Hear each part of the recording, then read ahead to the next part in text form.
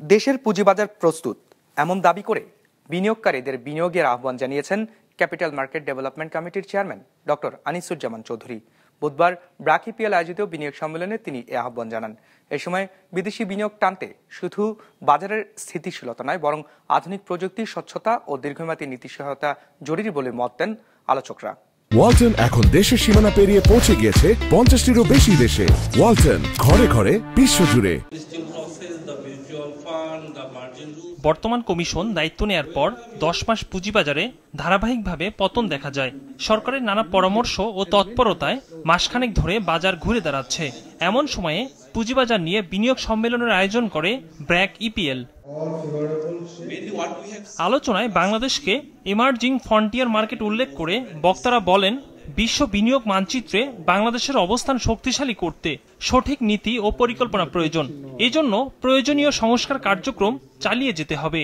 Foreign direct investment was into Bangladesh, then that could be a turbocharger of your growth.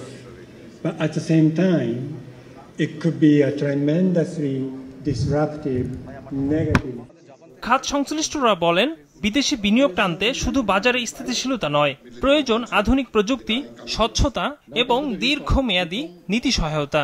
We are looking forward to reform the IPO valuation process, margin rules, and the compliance and enforcement regulations.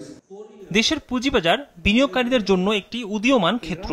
এখানে টেকসই প্রবৃদ্ধির অসীম সুযোগ রয়েছে দাবি করে capital market development কমিটির chairman বলেন, নানা সংস্কারের মধ্য দিয়ে বাজার প্রস্তুত করা হয়েছে।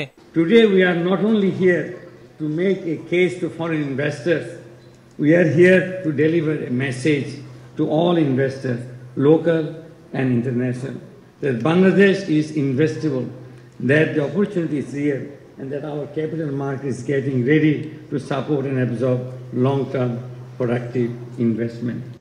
বিনিয়োগই অর্থনীতিকে এগিয়ে নেয়ার একমাত্র টেকসই সমাধান বলেও মন্তব্য করেন আলোচকরা। ইকরামুল ইসলাম খান, বিজনেস রিপোর্ট, মাছরাঙা টেলিভিশন।